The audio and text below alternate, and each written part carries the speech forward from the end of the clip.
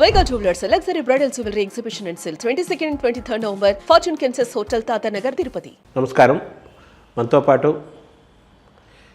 రాయల చెరువు తిరుపతి శ్రీశక్తి పీఠం అధినేత్రి పీఠాధీశ్వరి శ్రీ రమ్యానంద భారతి ఉన్నారు.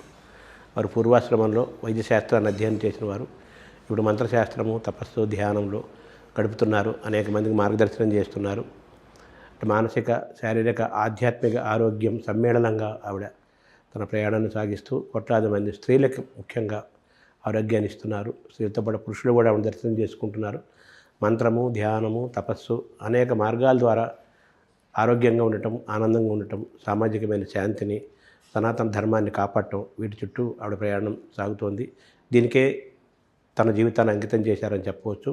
అటువంటి రమ్యానంద భారతి గారిని అడిగి మనం అనేక విశేషాలు తెలుసుకుందాం. ముఖ్యంగా శక్తి ధ్యానము అనే దాన్ని ఆవిడ పరిచయం చేశారు. అసలు ఏంటి శక్తి ధ్యానం అంటే తెలుసుకుందాము. అలాగే ఆవిడ పూర్వాశ్రమంలో విద్యావేత్త, వైద్య శాస్త్రాన్ని చదువుకున్నవారు కాబట్టి స్పిరిచువల్ హెల్త్ ద్వారా మానసికమైన, శారీరకమైన ఆరోగ్యాన్ని, అంటే ఆధ్యాత్మికత ద్వారా, ఉపాసన ద్వారా, ధ్యాన మార్గం ద్వారా శారీరక, మానసిక ఆరోగ్యాన్ని ఏ విధంగా మనం పెంచుకోవచ్చు, అది సాధ్యమవుతుందా, ఎవరైనా చేయొచ్చా, ఏ వయసు వారైనా చేయొచ్చా, ఈ విశేషాలన్నీ కూడా మనం తెలుసుకునే ప్రయత్నం చేద్దాం. మీరు శక్తి ధ్యానము అనే దాన్ని ఒకటి పరిచయం చేశారు. అది శాస్త్రీయంగా, సైంటిఫిక్గా దాన్ని మనం ఎలా తెలుసుకోవాలి? తప్పకుండా. నారాయణ సమారంభాం శంకరాచార్య మధ్యమాం శ్రీ సిద్ధేశ్వర పర్యంతాం వందే గురు పరంపరాం. మా పరమపూజ్య గురుదేవులు, కుర్తాళ ప్రస్తుత పీఠాధిపతులు, నడిచే దైవం అయినటువంటి శ్రీశక్తి పీఠ వ్యవస్థాపకులు శ్రీ శ్రీ శ్రీ సిద్ధేశ్వరానంద భారతి మహాస్వామి వారి పాదపద్మములకు ప్రణమిలుతూ, మనకి ఆధ్యాత్మిక రంగంలో, ముఖ్యంగా మన హిందూ ధర్మంలో ఏ వ్యక్తి అయినా సరే ఎదగటానికి దేవతల దగ్గర నుండి శక్తిని తీసుకోవటం అనేటువంటిది మన ఋషులు మనకు నేర్పించారు. ఆనాడు వాళ్ళు ఆచరించి చూపించారు. ఈరోజు మన మానవులందరూ కూడా దాన్ని అనుసరిస్తూ ఉన్నారు. అందులో ఆ విధానాల్లో భాగంగా మనకి పూజలు, మంత్రాలు, అభిషేకాలు, జపాలు, ధ్యానం చేయటం అనేటువంటివి వివిధమైనటువంటి విధానాలు మనకు కనిపిస్తున్నాయి. పూజా కోటి సంస్తోత్రం, స్తోత్రకోటి సమం జపం, జపకోటి సమం ధ్యానం, ధ్యానకోటి సమం లయ అని చెబుతూ, ఒక పూజ చేస్తే కంటే కూడాను ఎక్కువ ఫలితం రావాలంటే స్తోత్ర పారాయణ చేయాలి. ఎందుకంటే పూజ అనేటువంటిది నువ్వు దేవత, నువ్వు చెప్పేటువంటి మంత్రంతోటో, నువ్వు ఇచ్చేటువంటి వస్తువులతోటో దేవత అనుగ్రహిస్తుంది. కానీ స్తోత్రాన్ని కనుక పారాయణ చేస్తే అవి ఋషుల దగ్గర నుండి వచ్చాయి. లలితా సహస్రం లాంటివి అయితే వశిన్యాది వాగ్దేవతల దగ్గర నుంచి వచ్చాయి. అంటే ఋషి వాక్కును, దేవతా వాక్కును స్మరిస్తున్నాం కాబట్టి ఒకసారి పూజ చేసిన దానికంటే కూడాను ఒక స్తోత్రపారాయణ చేస్తే 1,000,000 సార్లు పూజ చేసిన ఫలితం వస్తుంది. అట్లాగే ఒకసారి జపం చేస్తే, జపం అంటే మంత్రాన్ని మననం చేయటం, ఆ మంత్రాలు సాక్షాత్ దేవతల దగ్గర నుండి వచ్చాయి కనుక జపం చేస్తే ఒకసారి జపం చేస్తే 1,000,000 సార్లు స్తోత్రపారాయణ చేసిన దాంతో సమమవుతుంది. అదేవిధంగా ధ్యానం కనుక చేస్తే 1,000,000 సార్లు జపం చేసిన దానితో సమానమవుతుంది అని చెప్పి మనకి మన ఋషులు అందించినటువంటి మార్గం. ఇందులో ధ్యానము అనంటే మనం ప్రధానంగా మన మనస్సును కేంద్రీకరించటం, సుదీర్ఘమైనటువంటి ఏకాగ్రత స్థితికి మనం వెళ్ళగలగటాన్ని ప్రధానంగా మన ధ్యానంలో మనం గమనిస్తూ ఉన్నాం. ప్రధానంగా మనకి ఈ ధ్యాన మార్గంలో ఎన్నో సంప్రదాయాలు ఉన్నాయి. విపස්සన, ఆనాపానసతి అని, కొంతమంది కుండలిని ధ్యాన సాధన అని, ఇలా రకరకాల మార్గాలు మనకు కనిపిస్తూ ఉన్నప్పుడు సిద్ధాశ్రమ మార్గంలో శక్తి ధ్యానము అనేటువంటి ఒక ప్రత్యేక విధానాన్ని మా పూజ్య గురుదేవులైనటువంటి సిద్ధేశ్వరానంద భారతి మహాస్వామి వారు అందించడం జరిగింది. దాన్ని నేను సాధన చేయటం, ఉపాసన చేయటం, తద్వారా అనేకమైనటువంటి అనుభూతులను, అనేకమైనటువంటి దేవతా దర్శనములను, దాంతోపాటుగా ధర్మ పరిరక్షణలో కావలసినటువంటి శక్తిని సాధించటానికి ఇది ఉపయోగపడుతుంది అనేటువంటిది ప్రత్యక్షంగా నేను అనుభూతి చెందటం వల్ల దీన్ని ప్రతి ఒక్కళ్ళు కూడా ఆచరించాలి, అనుసరించాలి. తద్వారా వాళ్ళు కూడా వాళ్ళ జీవితాన్ని సార్థకం చేసుకోవటంతో పాటుగా శక్తిని మనలోకి తీసుకురావటం, ఆ శక్తిని 10 మందికి వినియోగించటం, ధర్మ రక్షణలో ప్రతి ఒక్కళ్ళు కూడాను శక్తిమంతులుగా ఉండటం అనేటువంటి ఆలోచనతో సంకల్పంతో ఈ శక్తి ధ్యానాన్ని అందరికీ కూడాను అందుబాటులోకి తీసుకురావటం జరిగింది. మనం సౌందర్యలహరిలో శంకరాచార్యులు వారు చెప్పారు, శివశక్త్యాయుక్తో యది భవతి శక్తః ప్రభవితం. శివుడికైనా సరే శక్తి లేకపోతే ఆయన అచేతనుడు అని చెప్పి, అంటే పరమేశ్వరుడికి కూడా శక్తి కావాలి ఏ పని చేయాలన్నా. అక్కడ శక్తి అంటే అమ్మవారి స్వరూపంగా భావించారు. ఇక్కడ ఉన్నటువంటి శక్తి కూడా దేవీ తత్వాన్ని మనకు దగ్గర చేస్తూ మనలో ఉన్నటువంటి శక్తిని, యా దేవీ సర్వభూతేషు శక్తి రూపేణ సంస్థిత నమస్తస్యై నమస్తస్యై నమస్తస్యై నమో నమః. శక్తి ప్రతి ఒక్కళ్ళలోనూ ఉన్నది. ఆ ఉన్నదనేటువంటి విషయం వాళ్ళు తెలుసుకోవటం, ఉన్నటువంటి శక్తిని జాగృతపరచటంలో ఈ శక్తి ధ్యానం అనేటువంటి విధానంలో భక్తులు గనక, ప్రజలు గనక దీన్ని అభ్యాసం చేస్తే చాలా త్వరగా దాన్ని సాధించగలుగుతారు అనేటువంటిది దీని ప్రధానమైనటువంటి సూత్రం.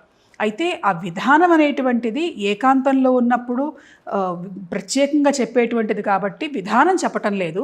దానివల్ల లభించేటువంటి ప్రయోజనాల వరకు మాత్రం నేను ఇప్పుడు మనతో అంటే ప్రాసెస్ అంటే ఏదైనా మంత్రాన్ని తీసుకొని ఉపాసించాలా, లేకపోతే ఆ శక్తి అంటే కాళీమాతో లేకపోతే అమ్మవారినో స్మరించుకుంటూ ధ్యానం చేసుకోవాలా, అది ఎలా చేయాలన్నది? అది చేసేటువంటి మార్గం కొంత రహస్యమైనటువంటిది కనుక బహిరంగంగా మనం ప్రత్యేకంగా చెప్పటం లేదు.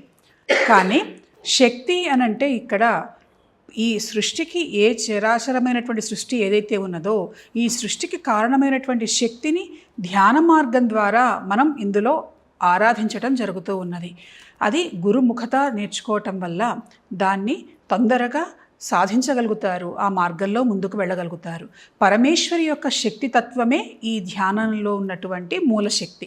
దాన్ని ఆస్వాదిస్తూ అనుభూతి చెందుతూ దాన్ని సాధిస్తూ ప్రతి వ్యక్తి తనలో ఉన్నటువంటి శక్తిని జాగృతం చేసుకునేటువంటి ఒక ప్రత్యేకమైనటువంటి ధ్యాన సాధనా మార్గం ఈ శక్తి ధ్యానం.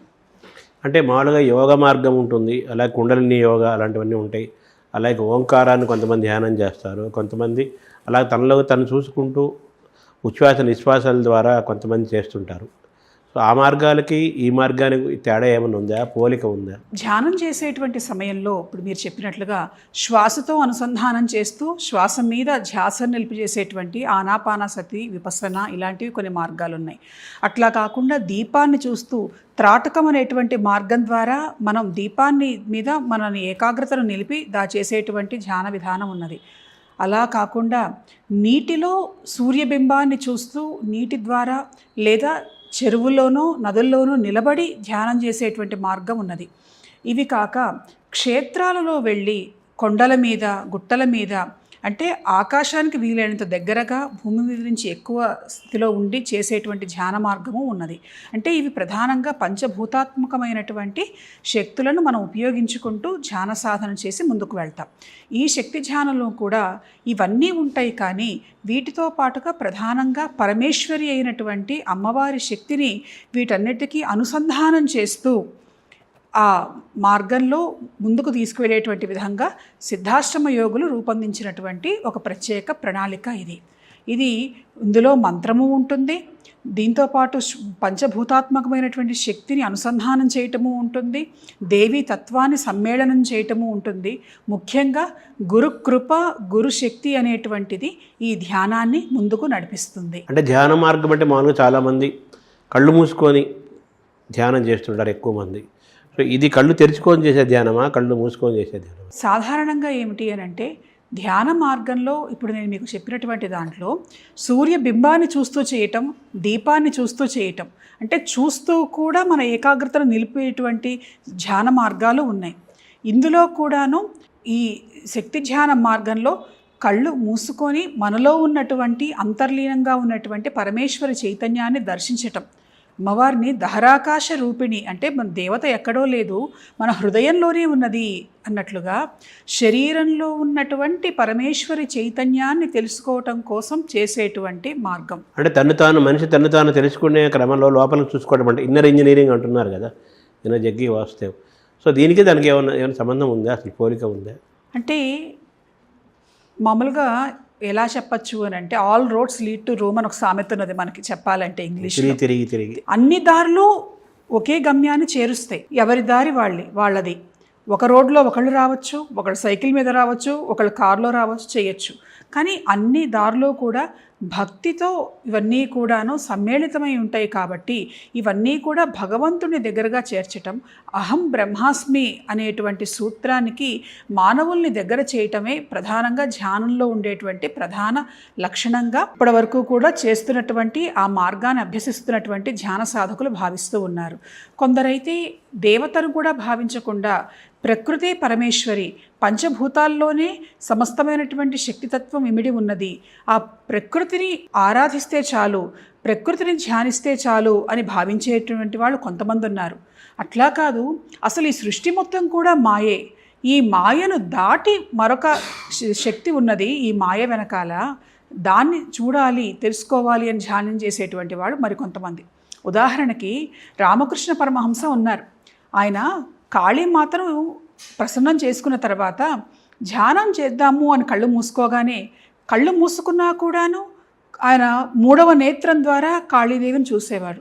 అంటే కళ్ళు మూసుకొని కూడా చూడొచ్చు అని నేర్పించేది ధ్యానం.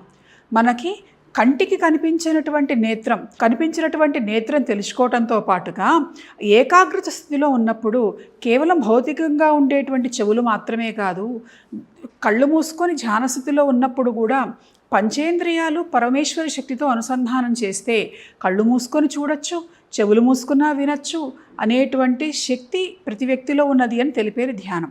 ఆయనకు కాళీదేవి కనిపించేది, కళ్ళు మూసుకొని కూడా అమ్మవారిని చూడగలిగేటువంటి వాళ్ళు. అయితే కొన్నాళ్ళు అయిన తర్వాత తోతాపురి అనేటువంటి ఆయన గురువుతో ఆయనకు పరిచయం అయినప్పుడు దీన్ని మించినటువంటిది ఉన్నది అని ఆయన చెప్పారు. చెబితే అమ్మవారిని మించింది ఏదైనా ఉన్నదా, నిజమేనా, సమస్త సృష్టికి అధిదేవత అమ్మవారు కదా అని ఆయన అడిగినప్పుడు ఆమె సగుణమైనటువంటి ఒక రూపాన్ని ధరించినప్పుడు పరమేశ్వరిగా భాసిస్తున్నది, అసలు రూపం నిర్గుణమైనటువంటి రూపం, బ్రహ్మ చైతన్య స్వరూపం. సగుణమైనటువంటి రూపానికి కొన్ని ఒక ఆకారము, ఒక పరిమితి అనేటువంటిది ఉంటుంది. అదే నిర్గుణ స్వరూపిణిగా గనక భావిస్తే అనంతమైనటువంటి శక్తి ఉంటుంది.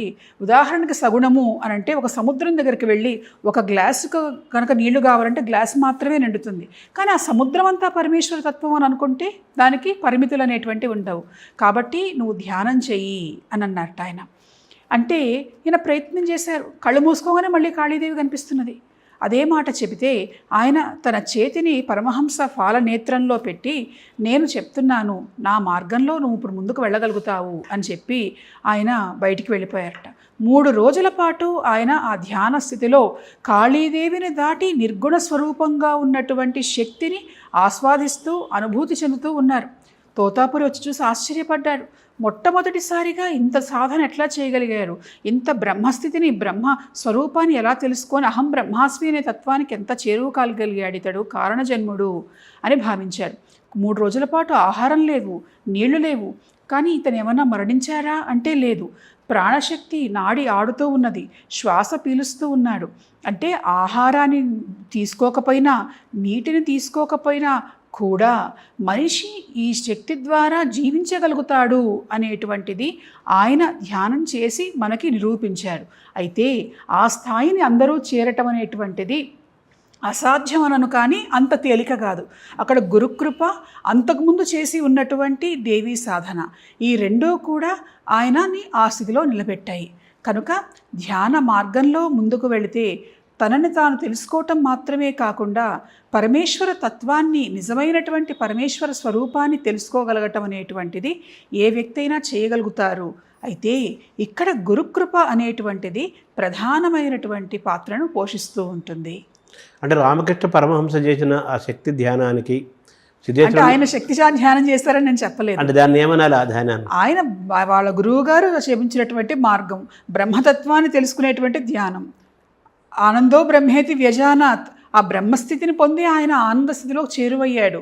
అటువంటి ధ్యానం ఆ ధ్యానం. అంటే రామకృష్ణ పరమహంస ఆయన చేసిన ధ్యానానికి సిద్ధేశ్వరానంద భారతీ స్వామి సూచించిన ఈ శక్తి ధ్యానానికి ఏమైనా పోలిక ఉందా, వ్యత్యాసాలు ఏమైనా ఉన్నాయా? లక్ష్యం ఒకటే, మార్గం వేరు కావచ్చు కానీ లక్ష్యం ఒకటే. ఆయన గురువుగారు చెప్పినటువంటి మార్గంలో ఫలానా రకంగా చేశారన్నారు, కానీ ఆ ప్రక్రియ పూర్తిగా మనకి ఏ విధంగా ఆయన స్పృశించారు, ఆ స్పృశించినప్పుడు ఏమైనా ఆయన రహస్యం చెప్పారా, ఏదైనా ఒక సూత్రం చెప్పారా అనేటువంటిది ఎలా ఉంటాయి అంటే, ఈ మధ్య అంతా కూడాను చాలా అందరికీ అందుబాటులో యూనివర్సల్గా అందుబాటులో రావాలి అనేటువంటి దాని ద్వారా వీడియోల్లోనూ ఆన్లైన్లోనూ మెడిటేషన్స్ ఇవన్నీ కూడాను చేస్తూ ఉన్నారు. కానీ మన సనాతన భారతీయ సంస్కృతి సంప్రదాయంలో ఏంటి అని అంటే ఇతరులు ఎవరూ లేకుండా ఏకాంతంగా గురువు శిష్యుణ్ణి అనుగ్రహించటమే ప్రధానంగా కనిపిస్తూ ఉన్నది. మనకి ఈ గురువు శిష్యుని అనుగ్రహించేటువంటి మార్గంలో కూడా శిష్యుడి ప్రమేయం లేకుండా గురువు శిష్యుడిని సరాసరి ఆనంద స్థితి నిర్వికల్ప సమాధి స్థితికి కూడా తీసుకెళ్లేటువంటి మార్గం ఉన్నది.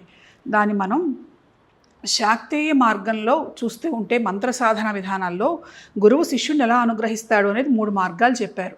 1 శక్తి దీక్ష, 2 శాంభవి దీక్ష, 3 మంత్ర దీక్ష.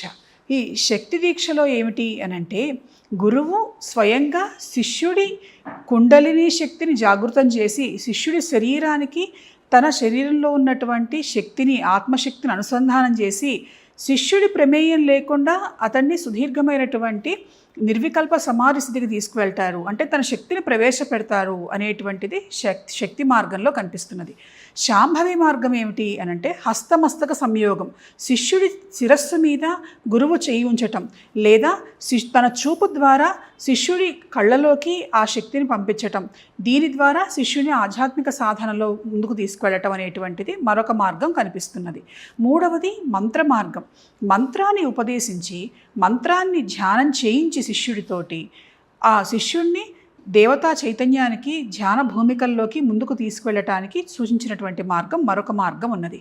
శిష్యుని అర్హతని గమనించి గురువు ఈ 3 మార్గాల్లో ఏ మార్గం ద్వారా అతన్ని ముందుకు తీసుకువెళ్తారు అనేటువంటిది నిర్ణయించటం జరుగుతుంది.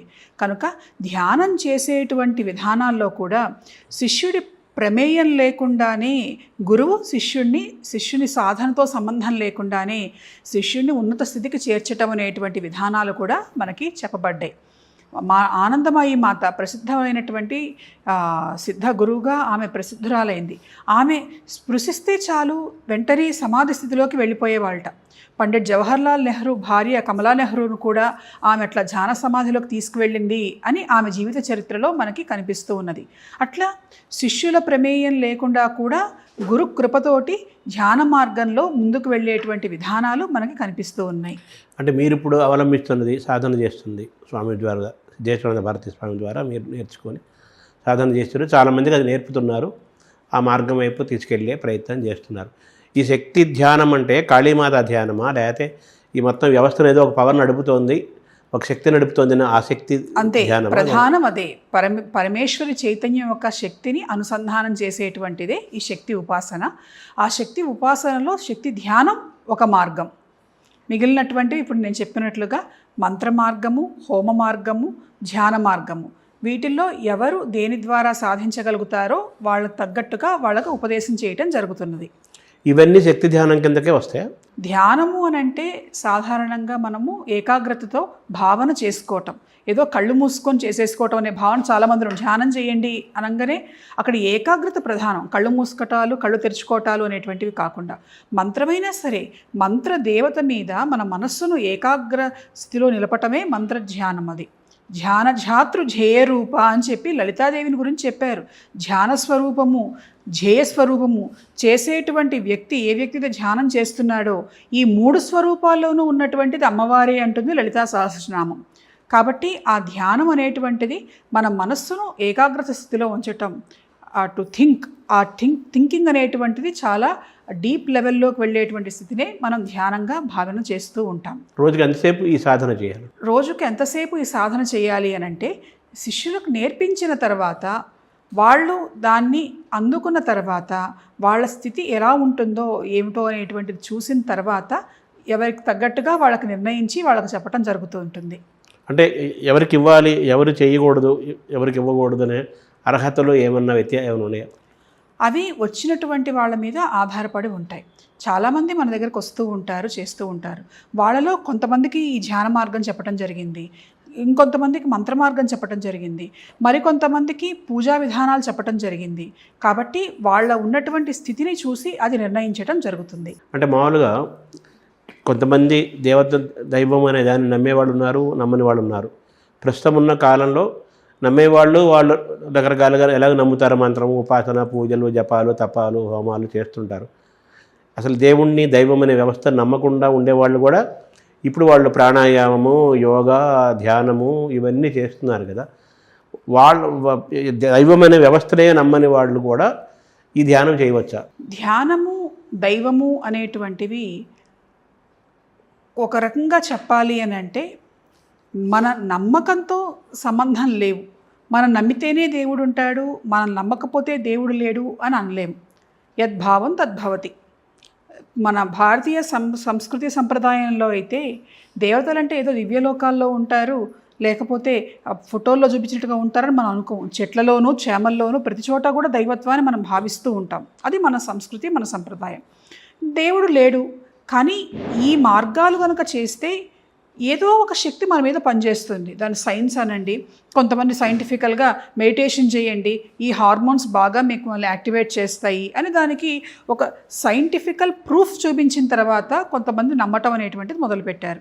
అంటే దైవానికి నమ్మాలి అని అంటే దానికి మనం ప్రూఫ్లు చూపించాల్సిన అవసరం లేదు. కానీ ఎప్పుడు ఎవరికి ఎక్కడ అవసరమైతే నమ్మని వాళ్లకు కూడా కొన్ని చోట్ల భగవంతుడు కనిపించి దర్శనం ఇవ్వటం ఇటీవల చాలామంది చెప్తూ ఉన్నటువంటి అంశమే. అయితే ధ్యానం చేయాలి అని అంటే దేవతను నమ్మితేనే చేయాలి అనేటువంటిది మాత్రం ఎక్కడా చెప్పబడలేదు. నీ మనసులో ఉన్నటువంటి శక్తిని నువ్వు దృష్టిని కేంద్రీకరించు. ఇప్పుడు ప్రతి మనిషిలో కూడాను అది మామూలుగా చూడండి, దేవుడిని నమ్మినా నమ్మకపోయినా ఫలానా చోటుకి వెళ్తే మనసుకు ప్రశాంతంగా అనిపిస్తుంది, ఫలానా చోటుకి వెళ్తే ఏమిటో చిరాకుగా ఉంటుంది, ఇక్కడికి వెళ్తే ఏమిటో వైబ్రేషన్స్ బాగున్నట్టుగా అనిపిస్తున్నాయే. ఈ మధ్య చాలామంది వాడుతున్నారు ఈ మాట, వైబ్రేషన్స్ బాగున్నట్టుగా అనిపిస్తున్నాయే. ఇంకొన్ని చోటుకి వెళ్తే ఏంటో విసుగ్గా అనిపిస్తుంది ఇక్కడ ఉన్నటువంటి వైబ్రేషన్స్. అంటే ఏదో ఒకటి మనల్ని చైతన్యపరుస్తూ ఉన్నది, కొన్నిసార్లు మనల్ని నిరాశకు గురి చేస్తూ ఉన్నది అనేటువంటిది మనుషులు మెల్లమెల్లగా తెలుసుకుంటూ ఉన్నారు. ఈ సైన్స్ కూడా ఏమిటి అని అంటే సైంటిస్టులు చేసేటువంటి ఎక్స్పెరిమెంట్స్ ద్వారా వాటికి నిరూపణ అనేటువంటిది చేస్తూ ఉన్నారు.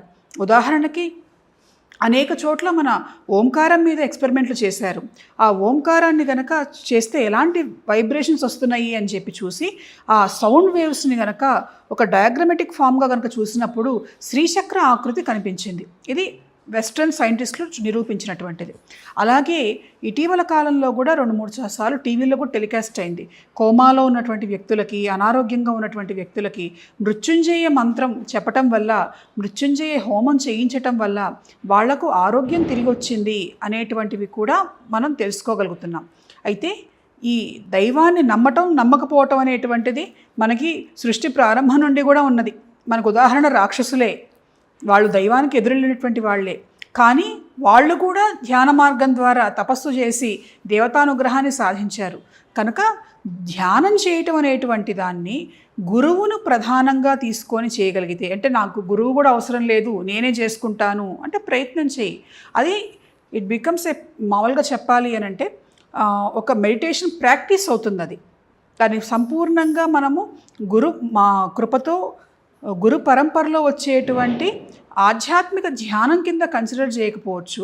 మెడికల్గా మన మనస్సుని, మన ఆరోగ్యాన్ని అదుపులో ఉంచుకోవటం కోసము దాన్ని ఒక మార్గంగా, అది కూడా ఒక రకంగా చెప్పాలి అంటే ఒక మెడికేషన్ లాగా బాడీకి ఉపయోగపడుతుందని భావించవచ్చు. అంటే శక్తి ధ్యానం ఎవరైనా చేయవచ్చు. మన దగ్గరకు వచ్చినటువంటి వాళ్ళని బట్టి అది నిర్ణయించడం జరుగుతుంది. తర్వాత ఇప్పుడు మనిషి అనేవాళ్ళు బేసిక్గా ఏం కోరుకుంటారంటే ఆనందంగా ఉండాలనుకుంటారు, ఆరోగ్యంగా ఉండాలనుకుంటారు, తనకు ఒక మంచి శక్తి ఉండాలనుకుంటారు. ఏదైనా నిద్ర లేచినప్పటి నుంచి పడుకునేంత వరకు, పుట్టినప్పటి నుంచి వెళ్ళిపోయేంత వరకు ఆనందంగా, ఆరోగ్యంగా, శక్తివంతంగా ఉండాలి, తను అనుకున్నవన్నీ సాధించాలి, శాంతి ఉండాలి, ఇవే కోరుకుంటారు. అయితే ఈ మార్గంలో శారీరక ఆరోగ్యం ముఖ్యం, మానసికమైన ఆరోగ్యం ముఖ్యం. దీనికి రకరకాల మార్గాలు, వ్యాయామము, యోగా, ప్రాణాయాసనాలు, రకరకాల ఆహారము, రకరకాల మార్గాలను వెళ్తుంటారు. కొంతమంది ఉపాసనా మార్గము, ధ్యానము, స్పిరిచువల్ జర్నీ కూడా చేస్తారు. సో స్పిరిచువల్ జర్నీ ద్వారా, ఆధ్యాత్మిక మార్గం ద్వారా శారీరకమైన ఆరోగ్యాన్ని, మానసికమైన ఆరోగ్యాన్ని మనం ఎలా పొందుతాము, శాస్త్రీయంగా ఎలా? మన శాస్త్రాల్లో మనం చెప్పినటువంటి మార్గం ఏంటంటే ఆరోగ్యం, ఒక అనారోగ్యం కనుక వస్తే ఏ వ్యక్తికైనా సరే 3 ప్రధానమైనటువంటి మార్గాలు చెప్పారు. మణి, మంత్రము, ఔషధి. మంత్రం చేయటం ద్వారా, మణులను ధరించడం ద్వారా, ఔషధి అంటే మందులు వేసుకోవటం ద్వారా ఈ 3 మార్గాల ద్వారా ఆరోగ్యాన్ని సరిచేసుకోవచ్చు అనేటువంటిది ఉన్నది. ఇది కూడా మనకి దేవతల దగ్గర నుండి వచ్చిందే. వాళ్ళకు అశ్విని దేవతలు, ధన్వంతరి వీళ్ళు ఎప్పుడూ కూడాను వైద్యం చేయడానికి అందుబాటులోనూ ఉంటారు. అలాగే మనకి జ్యోతిష్య శాస్త్ర ప్రకారంగా కనుక చూస్తే చంద్రుడికి ముత్యమని, అలాగే సూర్యుడికి కెంపని, ఇలా మిగిలినటువంటి నవగ్రహాలకు కూడా కొన్ని రత్నాల గురించి చెబుతూ ఆరోగ్యం బాగాలేకపోతే ఇవి మీరు ధరించండి, ఈ మణి ప్రకృతిలో నుంచి శక్తిని అనుసంధానం చేస్తుంది అని చెప్పేటువంటి విధానము ఉన్నది. అలాగే మంత్ర మార్గం, మన మంత్రశాస్త్రంలోకి వెళ్ళినప్పుడు ప్రతి అనారోగ్యానికి కూడా వివిధమైనటువంటి మంత్రాలు చెప్పబడ్డాయి. జనరల్ హెల్త్కి ఒక మంత్రం చెప్పబడింది, మానసిక అనారోగ్యాలకు ఒక మంత్రం చెప్పబడింది, అలాగే హృద్రోగాలకు ఒక మంత్రం చెప్పబడింది, ఎముకల బాధలు, చర్మ వ్యాధులకు ఒక మంత్రం చెప్పబడింది, కంటి ఆరోగ్యానికి ఒక మంత్రం చెప్పబడింది, నొప్పులు తగ్గటానికి ఒక మంత్రం చెప్పబడింది. అట్లా రకరకాలైనటువంటి మంత్రాలు కూడా మనకి మంత్ర మార్గంలో కనిపిస్తూ ఉన్నాయి. అయితే ఈ మూడిటిని సమ్మేళనం చేసుకోవటం అంటే, మన దగ్గరికి చాలామంది అనారోగ్యం ఉన్నటువంటి వాళ్ళు వస్తూ ఉంటారు, మంత్రం తీసుకుంటారు, చేస్తారు, ఆరోగ్యం బాగుంటుంది, బాగుపడుతుంది. అయితే నేను ఒక మాట చెప్తాను, మందులు మానేయమంటారా? వద్దు, మానొద్దు. మన శాస్త్రం ఈ 3 మార్గాలు చెప్పింది. ఈ మూడింటిని అనుసంధానం చేయగలిగితే ఖచ్చితంగా మనకి వచ్చేటువంటి ఉపయోగం 2 3 అవుతుంది. మీరు వేసుకునేటువంటి మందు బాగా పనిచేసేటట్లుగా చేస్తుంది మంత్రం.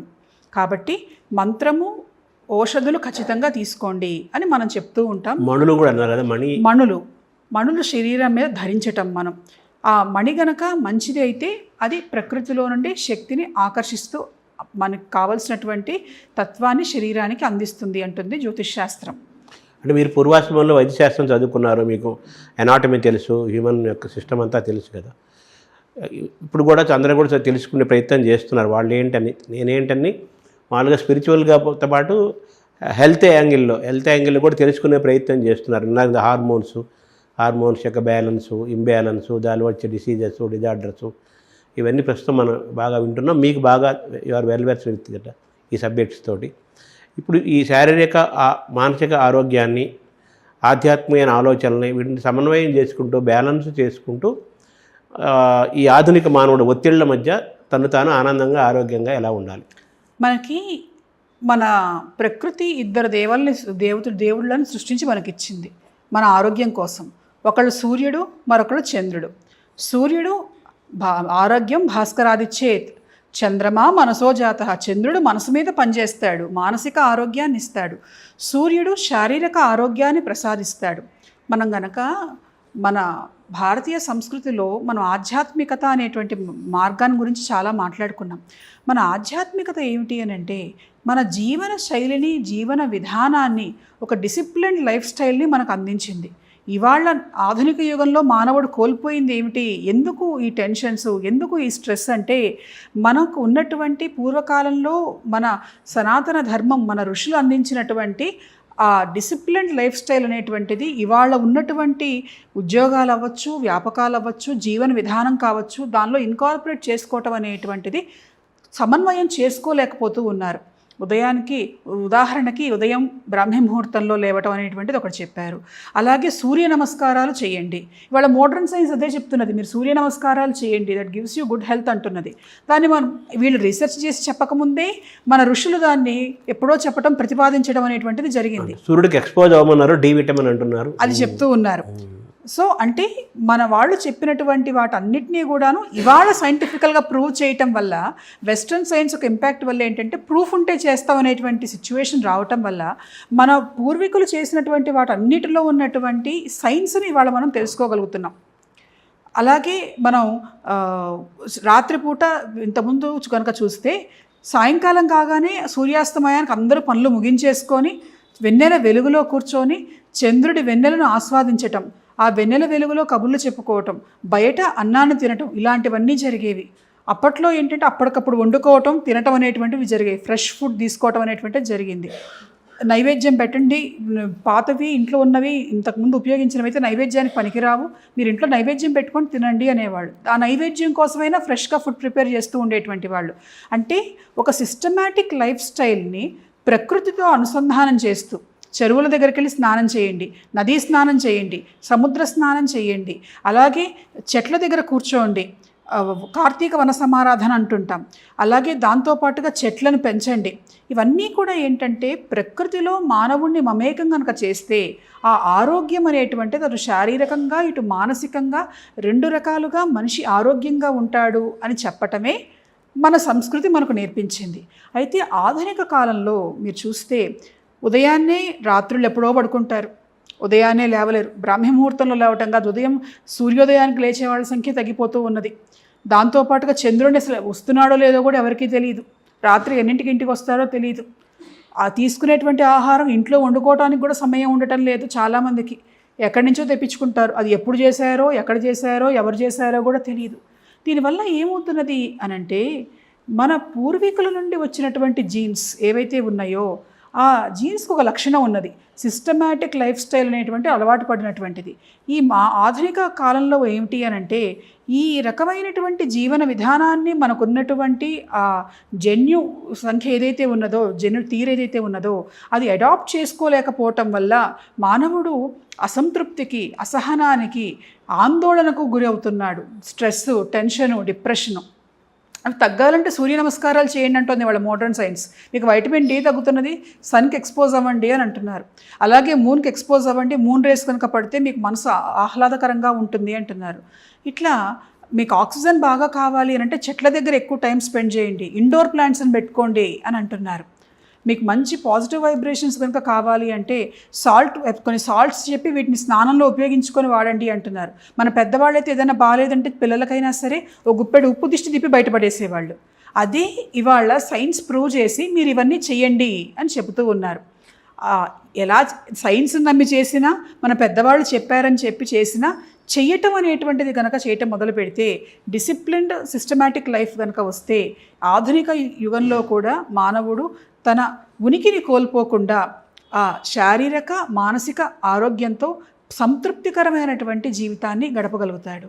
అంటే ఈ life style diseases, life style disorders అనే మాట కదా మనం బలంగా వింటున్నాం. ఏ డాక్టర్ దగ్గరికి వెళ్ళినా, ఏ బ్రాంచ్ డాక్టర్ దగ్గరికి వెళ్ళినా లైఫ్ స్టైల్ అంటున్నాడు.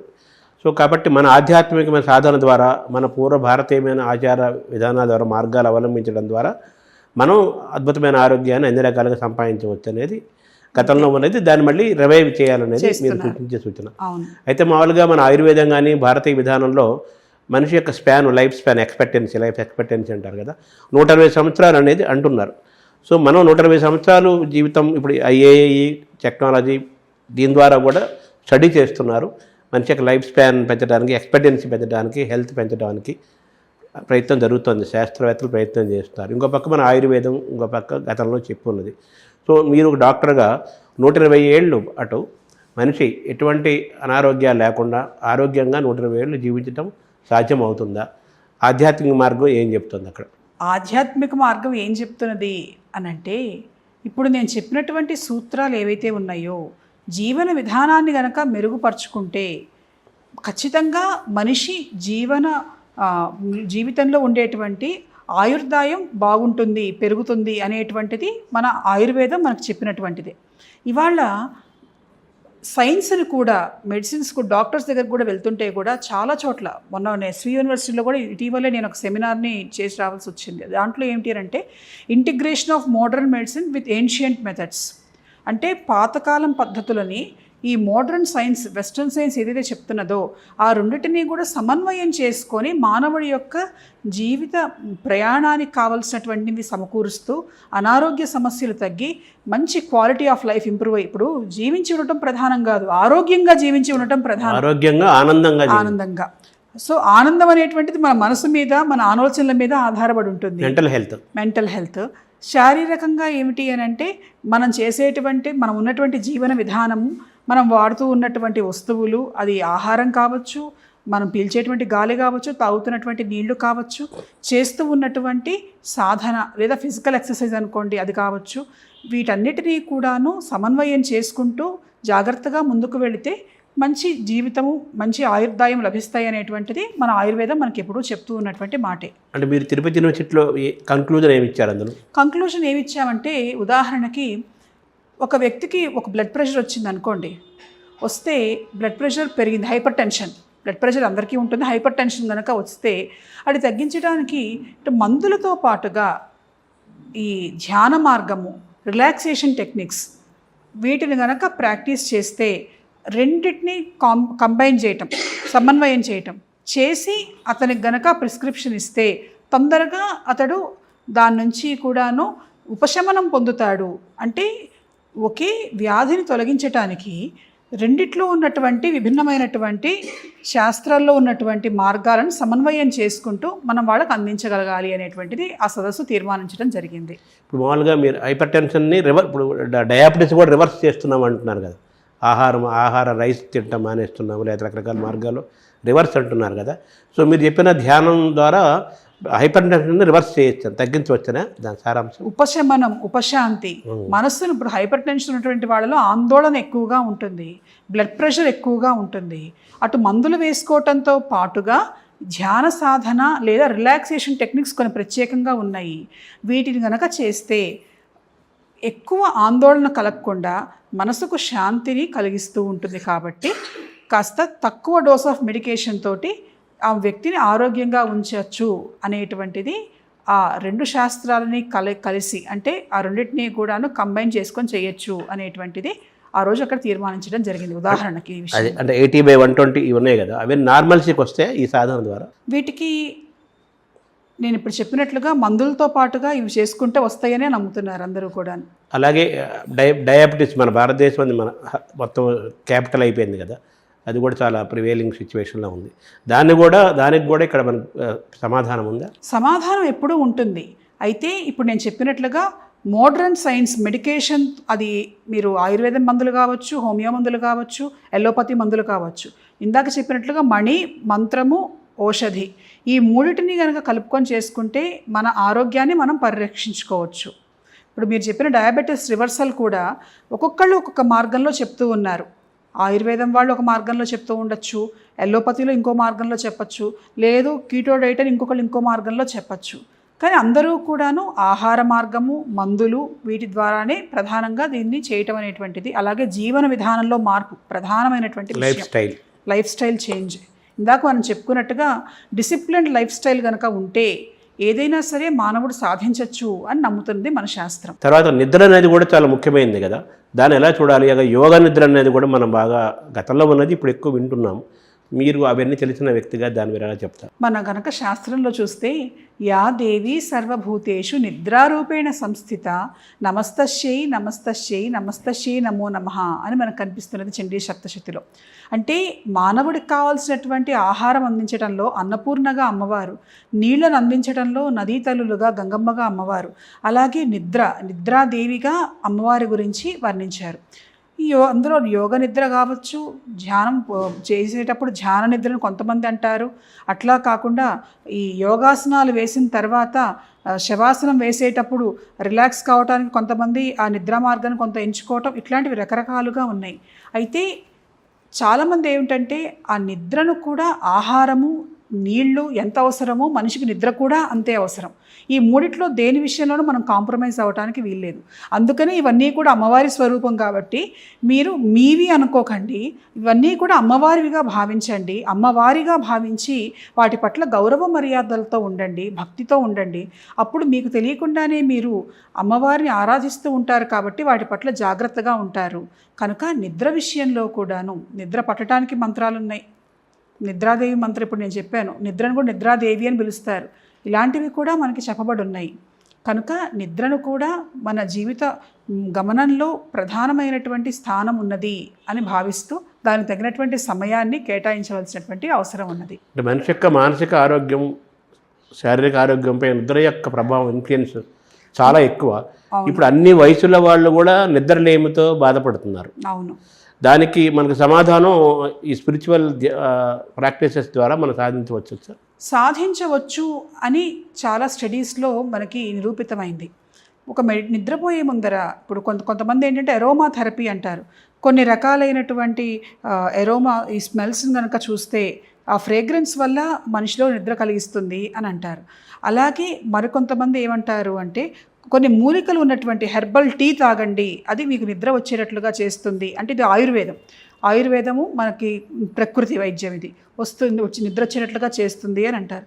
సరే, మోడర్న్ సైన్స్ కూడా కొన్ని మెడిసిన్స్ అనేటువంటివి కనిపెట్టింది. ఇక్కడ చూడండి, నిద్ర మామూలుగా వ్యాధులకు మందులు ఇవ్వటం ఉంటుంది, ఒక బ్లడ్ అంటే హైపర్ టెన్షన్ కావచ్చు, డయాబెటీస్ కావచ్చు, ఇంకేమైనా డిజార్డర్స్ కావచ్చు. కానీ నిద్ర పట్టడానికి కూడా ఒక మందును తయారు చేసుకోవాల్సినటువంటి అవసరం ఉన్నది. అటు ఆయుర్వేదము అందిస్తున్నది, ఇటు ఎలోపతి అందిస్తున్నది. అంటే మానవుడి జీవితంలో నిద్రకు చాలా ప్రాధాన్యత ఉన్నది. సరిగ్గా నిద్రపోకపోతే మనుషులు రోగాల పాలవుతారు. అలా కాకుండా ఉండటానికి ఈ మందులు అనేటువంటివి, ఇది అటు ట్రెడిషనల్ సైన్స్, మోడర్న్ సైన్స్ రెండు ఒప్పుకున్నటువంటి విషయం. వాటితో పాటుగా ఈ రిలాక్సేషన్ టెక్నిక్స్, ధ్యానము, దాంతోపాటు డిసిప్లిన్ లైఫ్ స్టైల్, మూన్కి ఎక్స్పోజ్ అవ్వటము, సన్కి ఎక్స్పోజ్ అవ్వటము, ఆ స్లీప్ సైకిల్ని మనం మన బాడీలో ప్రాపర్గా అడాప్ట్ చేసుకోవటానికి ప్రకృతి సహాయంతో, మన దేవతల సహాయంతో, మందుల సహాయంతో మనం దాన్ని మార్చుకోవచ్చు, ఆరోగ్యాన్ని పెంచుకోవచ్చు. చక్కగా చివరిగా శక్తి ధ్యానం ద్వారా మనకు ఏమేమి ప్రయోజనాలు మనకు కలుగుతాయి? శారీరక, మానసిక, ఆధ్యాత్మిక ఈ 3 వ్యవహారాల్లోనూ కూడా మంచి ప్రయోజనాలు లభిస్తాయి.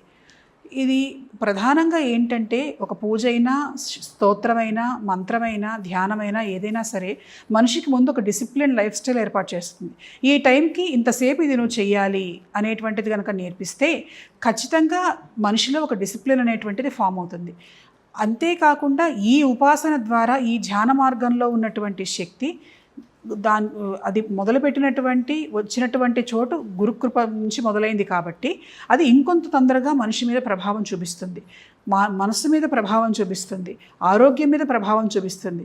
అయితే ఇప్పుడు ఒక ఉదాహరణకి, ఒక వ్యక్తికి ఏదన్నా ఒక వ్యాధి వస్తే తగ్గడానికి మందులు సరిగ్గా వేసుకుంటేనే పనిచేస్తుంది, ప్రయోజనం కలుగుతుంది. మధ్యలో ఆపేస్తే ప్రయోజనం కలగదు.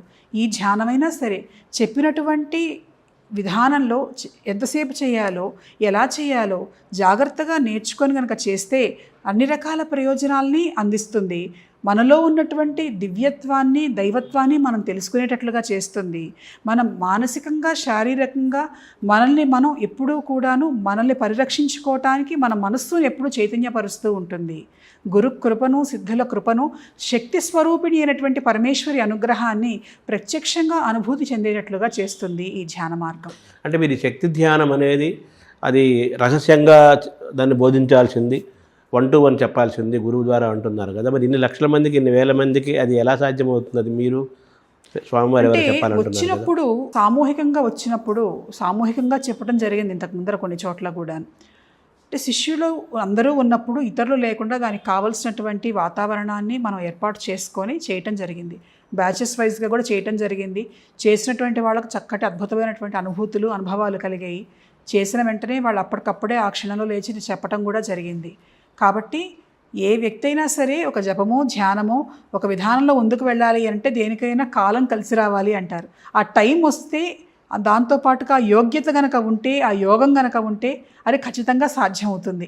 అది ఎలా అనేటువంటిది పరమేశ్వరి నిర్ణయిస్తుంది. శక్తి ధ్యానం రహస్యం అనేదానికి అక్కడ ఆగిపోతారు కదా జనం.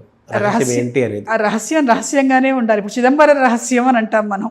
ఆ రహస్యం తెలుసుకోవటానికి ప్రయత్నం చేయాలి అని అంటే గురుకృప సాధ్యం వల్ల మాత్రమే సాధ్యమవుతుంది. రండి, ఇక్కడ మనం ఎప్పుడు అనేటువంటిది శక్తి ధ్యానం త్వరలో ఎలా నేర్పించబోతాం అనేటువంటిది కూడా త్వరలో చెప్పబోతున్నాము. ఆ క్లాసెస్ కనుక వస్తే అందరికీ అది అర్థమవుతుంది. త్వరలో మొదలవుతుందా ఇది? ఇక్కడ మళ్ళీ కోవిడ్ ముందర మనం చేయటం జరిగింది. ఆ తర్వాత కొంత ఎక్కువగా దాని మీద మనం కేంద్రీకరించలేదు.